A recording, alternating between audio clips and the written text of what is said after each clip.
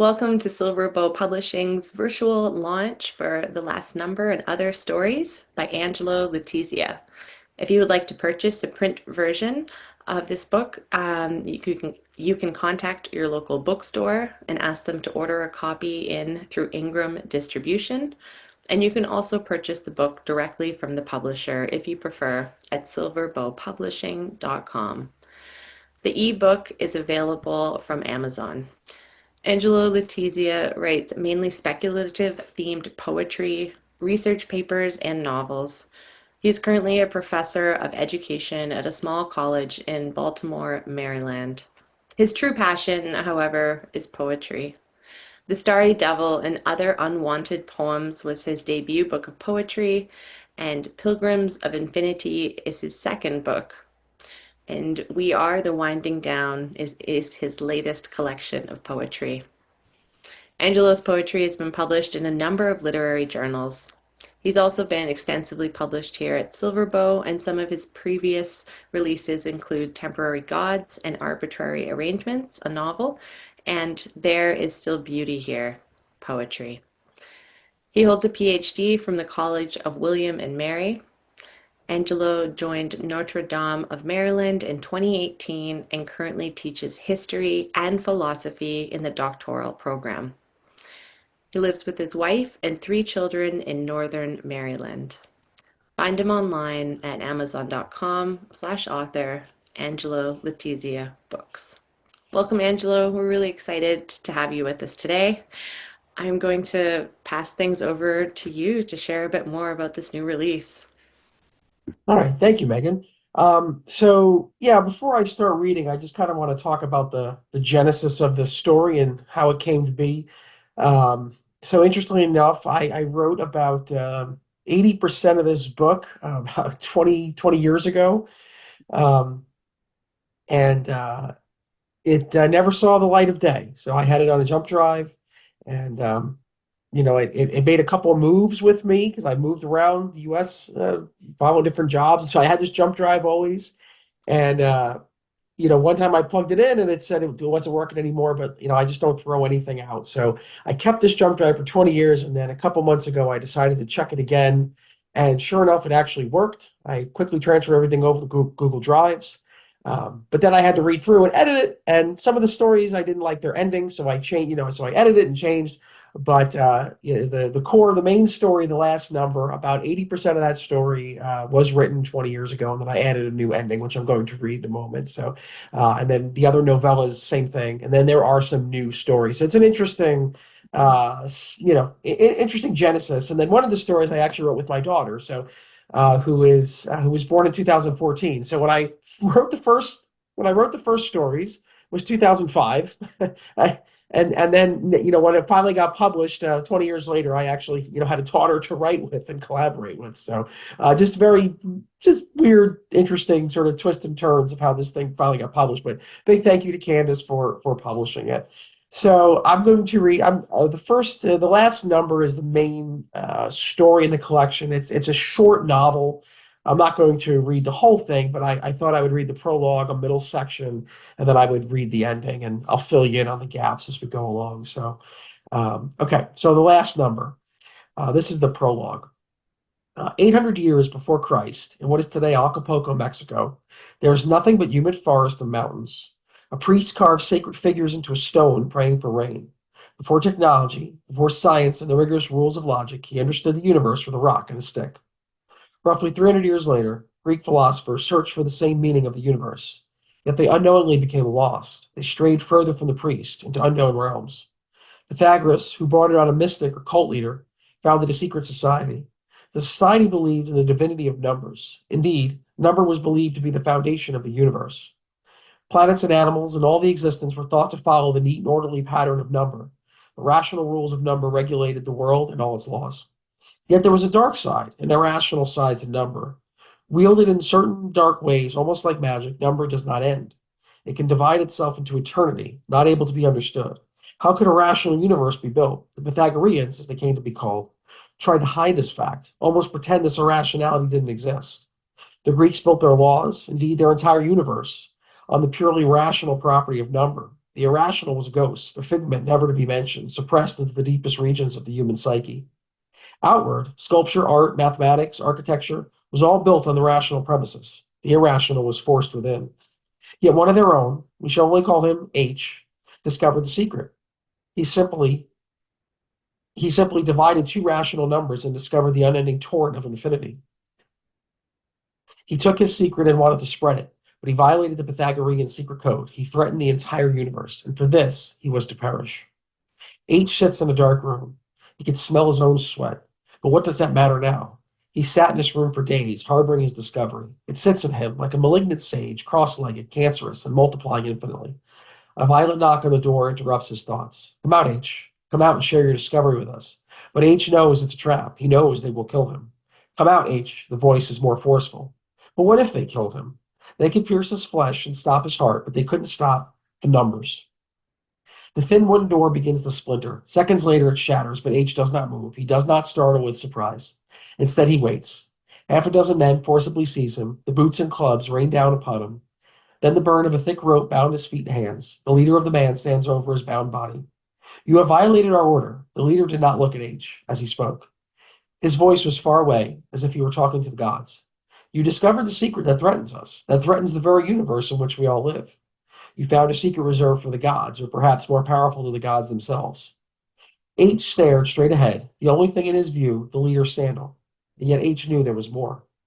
Your discovery threatens all of existence, and for that, you die. Even as his eulogy was pronounced, H knew the secret could not die with him. Societies would be built, different worlds constructed, nice, neat, tidy, and orderly, but at the heart of it all would be a higher number. The captors fixed the second rope around his ankles and dragged him to the lake. The leader stood above H, praying, offering sacrifices to the gods, trying so desperately to curb the irrational. The captors kneeled as their leader prayed for their restoration, but H began to scream. He began to divide the rational. Two divided by three, five divided by four, eight divided by his tooth broke and a small cloud of dust rose from the leader's sandal. But it did not matter. He exposed the irrational world for the sham it was. Even as he was heaving to the lake and his lungs burst, these division problems would continue forever. And so the Pythagoreans thought the secret was safe. For centuries, the idea of infinity was flirted with, but never seriously taken, never paid attention to. Instead, the world built its reality on the rational. But sometimes it becomes hard to ignore the structure when the foundation is rotten. We're going to skip a little bit. So that was the intro. That was the prologue. And we're going to jump ahead about 2,000 years. And I should have mentioned this earlier, too. So as Megan said, I'm a professor, so teach a lot of philosophy and history. So the work is, I don't want to say it's historical fiction. It's probably historical, philosophical, and mathematical fiction all kind of rolled into one. I take these little stories. Sort of the Pythagoreans are a real, they were a real group. Maybe I embellished a little bit, right, to make it sound a little more dramatic. But the Pythagoreans were a real group that did almost worship number, and the Greeks, did revere the rational properties of numbers. So whenever you read my work, it's there's a lot of this historical and philosophical ideas that are rolled into it. Um, 1944, a small town outside Munich, Germany. Over 2,000 years ago in ancient Greece, a man named H discovered a secret. A man who is never mentioned in the history books, never taught or learned about. Yet his secret threatened the universe, perhaps threatened even the gods. And for his discovery, he was put to death. But it was a secret which was not to die in obscurity like its founder. Throughout history, from ancient Greece to Buddhist India to Renaissance Italy, the idea was always at the core of civilization and its so-called progress. In Nazi Germany, it was rediscovered again by another obscure source. Yet it would flower in her brain as cancer, and even Adolf Hitler could not exterminate that bastard secret. Maria Altendorfer twisted the bedsheet. Bluish veins rose out of her hands, but she only twisted harder, almost coaxing them to rise. Across the room, her fingers appeared to knot like a misshaped pretzel. Quietly, she whispered to herself, 400 milligrams, 2,100 hours, 33 kilometers. Her eyelids squeezed tight to shut out the numbers. 10 fingers, 2 ears, 4 limbs, 2 eyes. Oh God, stop, please give me rest. But no rest would come to Marie Altendorfer, not as long as there were things to count. Aunt Maria, time to take your medicine. Her niece and caretaker, Bridget Altendorfer, administered Maria's medication. Here you go. The spoon slid off Maria's lips. Bridget surveyed the bed. A faint but familiar smell overtook her, a smell of sweat and warmth. Even in the dark, Bridget could see the black circles under her aunt's eyes. Anne Marie, you didn't sleep at all, she said with a slight frown. Try to get some rest. But her niece did not stand next to her. No, she stood at the bottom of a canyon, far away. Maria uncrumpled the blanket. When she left the room, she gave the woman who used to be her aunt one last glance. A woman who at one time took her to the park and played cards with her. A woman who used to look stunning in her Sunday dress. However, through the open door, Bridget did not see that woman. She only saw an invalid. A tea kettle whistle made Eva Barton jump. Bridget took the kettle and sat down with her friend for the ritual tea. I don't know what to do. Bridget poured sugar in her tea. Maybe you should think about putting her into a home. I know she's getting so much worse. How long have you been taking care of her? Asked Eva. A little over a year now. How are you doing with money? Bridget waited a moment to answer. She poured a glass of tea for Eva and herself. It's hard keeping the house on my salary from the factory, but I don't care about that. Money isn't the issue. She's family. A slight hesitation crept into her voice. The money didn't matter. Everyone was struggling. Everyone had to cut corners and sacrifice during the war. Something else got to Bridget. Some unexplainable terror seized her when she looked at her aunt. There was a short, awkward silence. She spoke again. She hasn't talked to me in over 2 months. Her voice sounded desperate. She hardly sleeps. She cries. She talks to herself. I don't know what to do. She talks to herself? Eva asked. What does she say? She just mumbles, Bridget said. I'm not sure, but I could swear she's counting. Counting? Yeah, it's the strangest thing. When I go in there to give her medicine, sometimes I hear her counting. What does she count? I don't know. If I try to talk to her, she won't respond. I'm sorry, Eva paused, wording her request carefully on the touchy subject, but I really think you should consider an asylum. Eva gave Bridget a frown. I know, Bridget sighed. It's the right thing, but I feel guilty. Aunt Maria and I used to be close, and that's the main reason I agreed to take care of her. But this is just horrible to say, but I don't think of her as my aunt anymore. Bridget looked at the floor when she said that. She will always be your aunt, Eva said sternly. In blood, maybe, but the woman who took care of me, who took care of me and took me to the park, she's dead. All the while, a faint voice echoed in the room. A triumphant whisper bellowed almost inaudibly from Bridget's room. Both women talked unawares, but the voice trickled through the open door. It seized Maria as a pair of strangler's hands and pinched her windpipe. She didn't hear the entire broadcast. She didn't have to.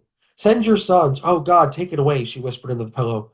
But the radio did not listen to her pleas. We need to rid this country of its criminals. A few strands of gray hair twisted around her fingers, but she continued to drag her fingers across her head. Sweat marks streaked her face. Help purge the great nation. Hail Hitler. The voices sounded as if it were in the room next to her. She sank into the rumples of her bed sheets. The Fuhrer spoke over the radio, but all Maria could think of was bodies. Germans, Americans, Italians, English, their faces molded into one flesh countenance, one dead body, 100 dead bodies with broken teeth. Dead eyes rolled back at the dead skulls, and there were the great Fuhrer standing, watching the bodies. His voice paralyzed her. It drew her to an unholy connection. Hitler made her count the dead, the endless, infinite dead. Highly, oh no, Maria! Bridget rushed in and picked her aunt off the floor. I left the radio on in my room, Bridget said to Eva. It upsets her when they broadcast about the war. Ich bin ein Dummkopf. I'll go shut it off. That was supposed to be a German translation. It means I'm a dummy. I'll go shut it off, Eva said as she went into the other room. Bridget held her aunt. She gently rocked her and dried her face. I'm so sorry. I forgot to turn the radio off, but you're safe here, I promise. Maria wanted to believe her niece. She wanted to play cards with her again, but all she could do was stay in her niece's arms and cry. So, let's see, interest of time, got a little bit. I'm going to skip ahead now. So that was in Nazi Germany, 1944. Essentially, what happens is the Aunt Maria goes into an asylum, and um, in a tragic event, the Nazis they exterminated many people in asylums, and so she goes to an asylum where the Nazis exterminate her, and then what happens later is an American soldier. She passes the secret on to a German soldier who is tasked with doing this, who doesn't want to. And then that soldier gets into a battle with an American soldier, and they have this apple. Maria had this apple that was engraved. It says 1, 2, 3, and that is sort of the representation, the symbol of her struggle. And she passes that on to an American soldier, who then passes it on to his daughter. And so now the daughter grows up and then passes it on to her niece. And so we're a couple generations removed from it. But the idea is that this search for infinity, something infinite, is passing down to the generations. And so then this is toward the end. So we're in present times, and there's two people who are struggling with this secret. So the one is his great niece, and then she meets a man who has his own issues thinking about some of these things, and then they get together, um, and they have a few dates, and then they realize that they're not right for each other, and you'll see why. Listen, I'm sorry if this is weird for you. Brooke took a breath, but seriously, I just needed to talk to someone neutral. And the other day, we just clicked so well. Hey, I don't mind. I'm glad you came to me. Really? She said. I know we only had one date. I know, but it's different. I mean, did you feel something? Yeah, I knew I could call you.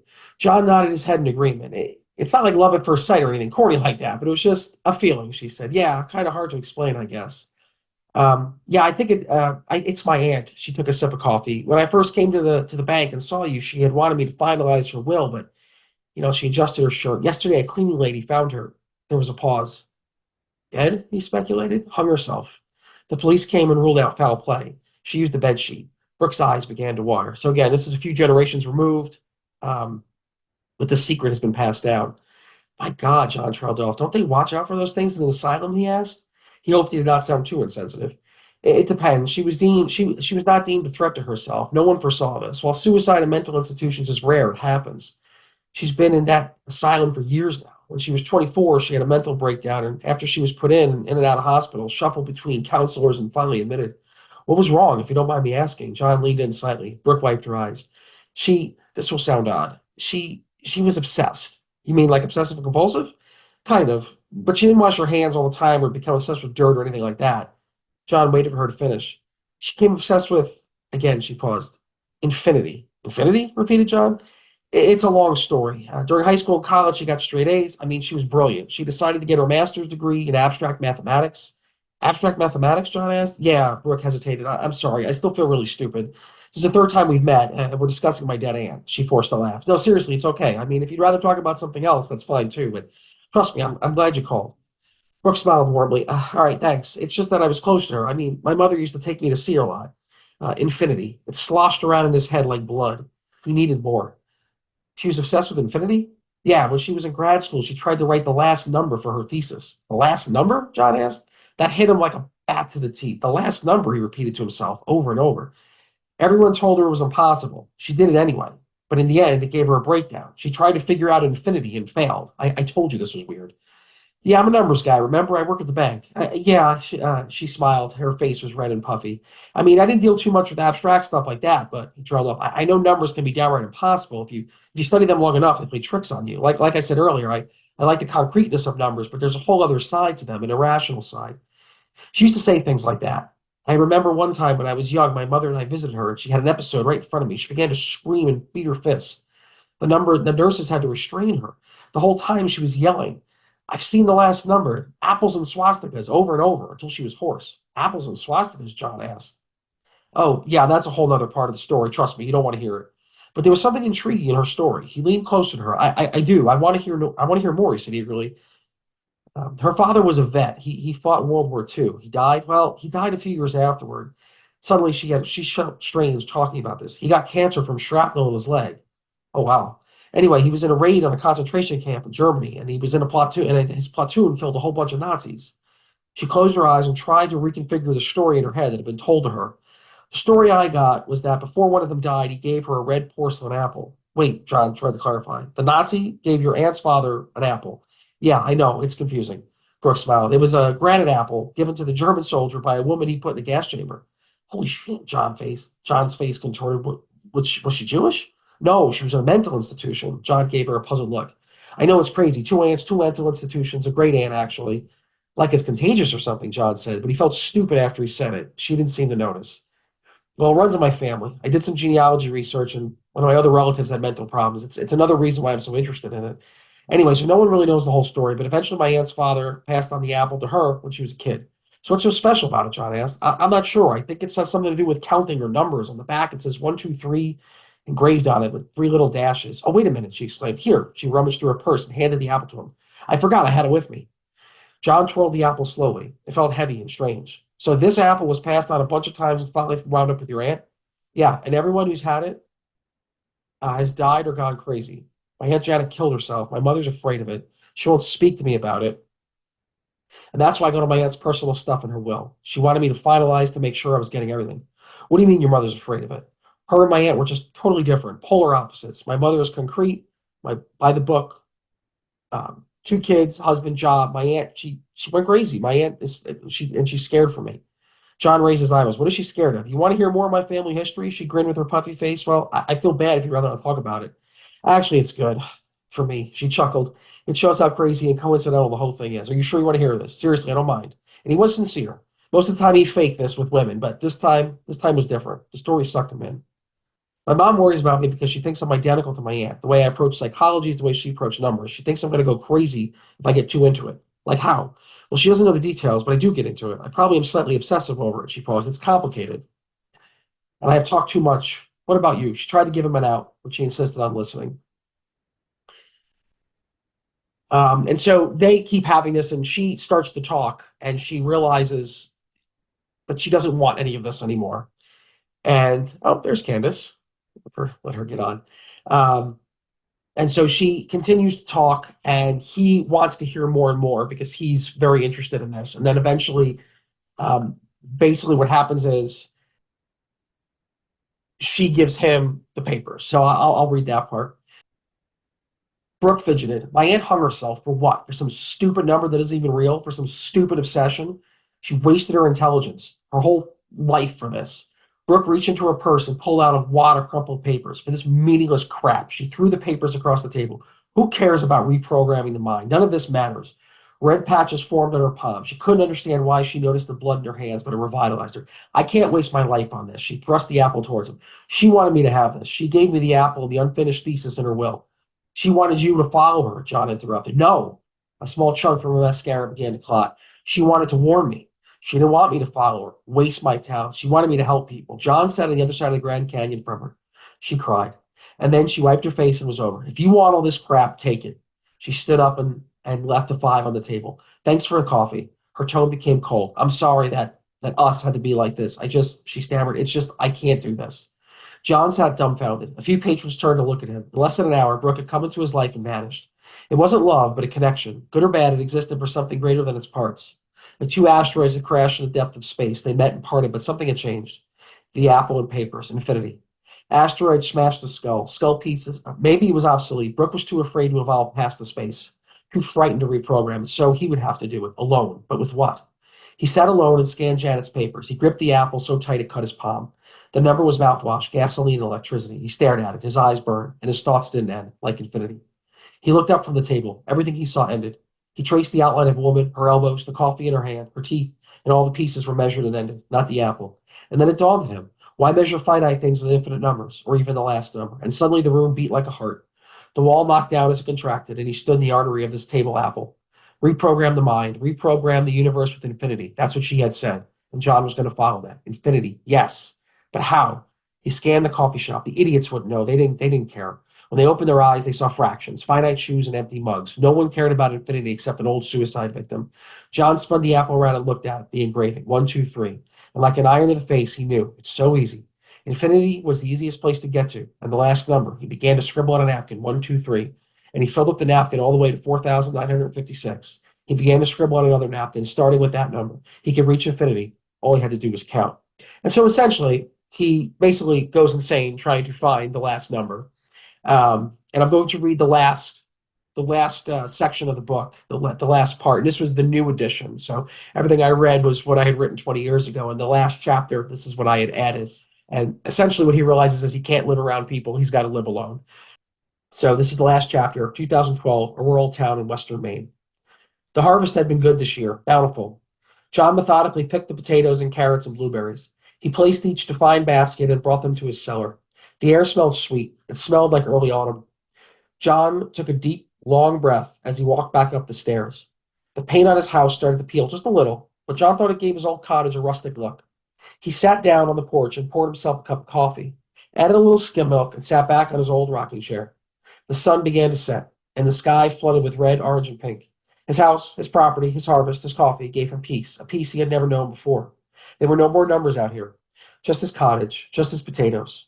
A vibrant red cardinal landed on the rail. The red feather stunned John. He lost himself in that vigorous red. The bird turned its head a few times and flew away. Steam rose gently from his coffee, and he thought of Karen. This was a woman that he was involved with. He thought of her from time to time. She had gotten married and recently had a child. He was happy for her. She deserved to be happy. He scanned the yard, and his eyes settled in the old oak tree. A few feet below that, he buried the apple that Brooks Ann had given her.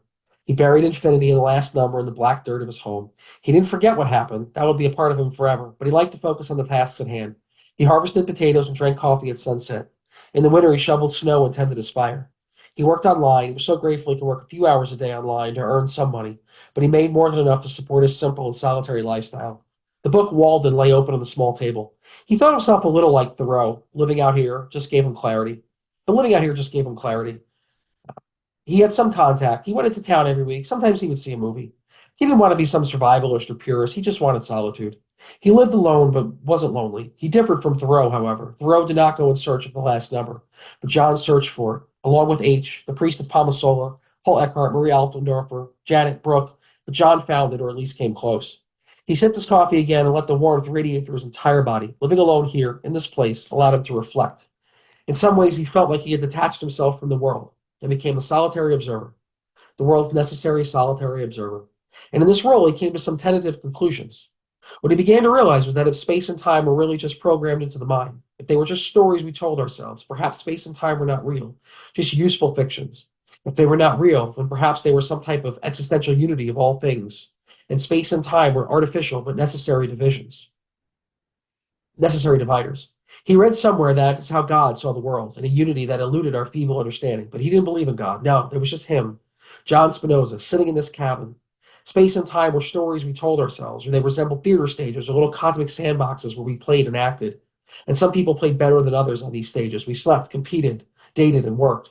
Some people acted like high jumpers, and others like race car drivers. Some executives and bankers and teachers, and some furniture delivery crew. But no matter what one was, they had to move in space for some duration, and they told themselves how important they were, just like little rats scurrying in some vast desert, climbing over each other, biting each other's necks, putting each other's in concentration camps. And this movement continued. One human died and another took its place. One number came after another number in a tireless and nauseating progression. John Spinoza figured out the secret. The last number, the end of infinity, at least for human consciousness, was perhaps the end of movement and duration altogether. Maybe that would come on the last day of the universe, the beautiful moment when the universe died. Or maybe it was just him getting off the stage, sitting on this porch in this cottage, drinking coffee on a brisk fall evening. Maybe the last number was a real potato or was a real apple or potato or blueberry, not some fake apple. That is where all the movement of eons led to. Once the movement ended, then he would evolve past space and time and all these stupid constraints. Maybe the last number could be a new story, but no one would listen anyway. So he became a type of silent repository for all Maria's and Janet's crazy thoughts. He held on to those thoughts, stories of space and time and the last number of infinity, so others could live a normal, if artificial, life. There are signs of infinity everywhere, despite how much we ignore it. Signs tucked away in all the obscure corners of the universe, like in the supposed rational numbers we created. Maybe the numbers were just little bastards of infinity. H figured out that centuries ago. Marie and Janet knew, but no one would inherit this madness now. It would die with him, John Spinoza. He thought of Brooke. She had gotten married, and John had hoped she found happiness. He could carry all of this for her, for Maria, for all those that came before, like H, for everyone. He could carry it like a gene, like a reminder. And that's it. Thanks for that lively reading, Angelo. It was great to hear a few different selections there, and I think you kind of like carried us through really well. They definitely all come together, and it's kind of neat because it's a different way. I can do things in fiction that I can't do in academia. So in academia, obviously, I can't I can't tell stories, right? Like I have to tell the truth when I write a paper. Um, but when I write a fictional story, well, then I can play around with it because I have that freedom to do that. So, you know, did they that story about the Pythagoreans, for instance? So there, like I said, there was a cult. They were not as brutal as I made them out to be, right? And I don't actually know if H was murdered or not, but so I kind of added that, um, but I get to interweave these stories that I know, um, and not only that, it's not only my academics, but it's also things that have happened to me in the past or stories from my family that I get to interweave. And so it's my academic learnings, it's my family history, and my own and they all kind of get weaved together. And that's what that is all about. That's what that book is. Um, and so it's just so no, they're definitely not separate. And I think people who try to separate them are being a little artificial. And I think that's some of the problem with academic research is that we try to be a little too objective when even academic research, you're telling a story in some sense, right? And so I think the being creative, being the fiction and poetry just allows me a different vehicle to come at truth. I guess I was also wondering if there are any particularly like particular literary or philosophical influences, authors or thinkers or writing that shaped this collection that you wanted to speak to a little bit. Yeah. So when I was so it's funny because I said I started this in 2005, and that was actually I had just finished my undergraduate degree, so I didn't have a master's or a doctorate yet. So it was, I was 24. I was trying to figure out what I was going to do in my life. But I had I had been reading a lot on my own. I've been doing a lot of independent reading, and I had read some stories on infinity and what I had learned. So that this is a general theme in the book. So this is true. I mean, what had happened was, the Greeks had discovered in infinity. Um, they were they were afraid of it, and then throughout the Middle Ages, they had talked about it, and then in the Renaissance, in fact, I there was a man who was actually put to death for postulating ideas of infinity. His name was Giordano Bruno. The Inquisition put him to death because he had speculated that the universe was infinite, that there was infinite worlds, and that was a big no-no. And they burned him alive at the stake, actually. Galileo had also flirted with the idea of infinity, but he had recanted. He was like, nah, So that was part of what had happened with Galileo too. So and then later on in it was the 18th century. Was what really inspired me to write this was I read the story of a man named George Cantor. He was a mathematician, and he had actually developed a number of tools and frameworks to work with infinity, which I found really fascinating. So he'd ask questions like, is one what is can you add one to infinity, like is there one plus infinity or something like that? Anyway, so George Cantor was a mathematician who worked with infinity, and actually he had a breakdown and went crazy. Chances are it wasn't infinity that made him go crazy working with it. Maybe it helped, but he probably had issues to begin with. But still, this was a real story. As you look him up, George Cantor. And so I had read the story about Cantor. I had read about Galileo and Bruno. Um, and so I just got really fascinated with this idea of infinity and what that means. So that was the genesis of that story. That's where the original impetus from that story had come from. Plus, at the time, I was a teacher and I was teaching world history. So I was a high school teacher, so I was teaching about the Greeks and the Romans, and so the Greek aspect is in there, and so all that kind of rolled together.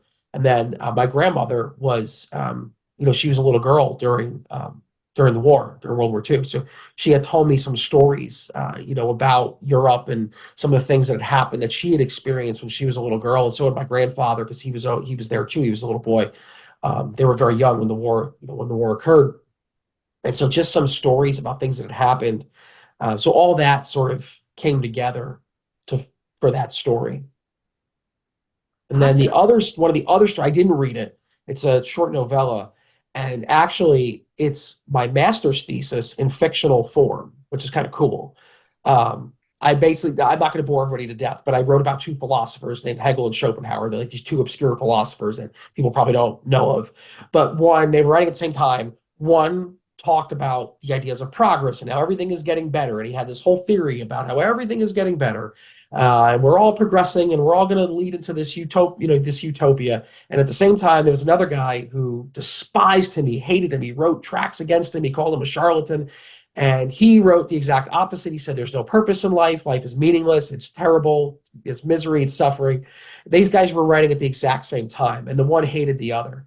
Um, and in fact, the one guy scheduled his lectures at the same time, and no one came. So the guy who was writing about progress and the happier one, he was very popular. And the other guy, the one who was, not, he was not very popular. But interestingly enough, so that guy scheduled his lectures, and no one came, and he gave up teaching. And he was rich; he had an inheritance, so he didn't need to teach. So he just kind of like traveled Europe. And but what had happened was, interestingly enough, the guy Hegel, the one who was more optimistic, his ideas fell out of favor. And Schopenhauer, the one who was miserable, his ideas gained ascendancy right before his death. And so I always thought it'd be cool. Like, what if we made these characters? So in my story, one of them, there's a murder, and they face off against each other. That obviously doesn't happen in real life, but I always thought it'd be cool to pit these two together. like if they actually fought, but it's a bigger representation. It's not just these two men fighting; it's their ideas, their theories, which is what I wrote about in my master's thesis. So it was basically my master's thesis in fictional form. I guess my last question for you, Angelo, is what key emotions or takeaways or questions would you like readers of this book, The Last Number and Other Stories, to leave with? So what do you want people to leave with after they read it? I mean, I guess in the last number, and then the other story that I was referring to, Smashed and Glued, I guess in there, there's a theme that on the surface, we tend to think we tend to think that there's progress and that there's a rational order to things. But if we keep looking and we keep poking, we come to find out that I think the universe is a lot more vast and a lot deeper than we ever had thought. But most people don't pay attention to that. And I think that's where the obsession with infinity, and of course, you poke around too much. I do think is cautionary tale. You can drive yourself insane. But I do think we've built a rational, logical world, and it works, and we need it.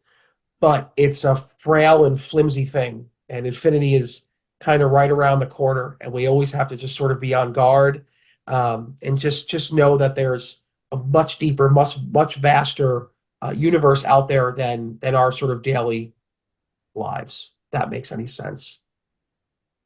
It does. It does.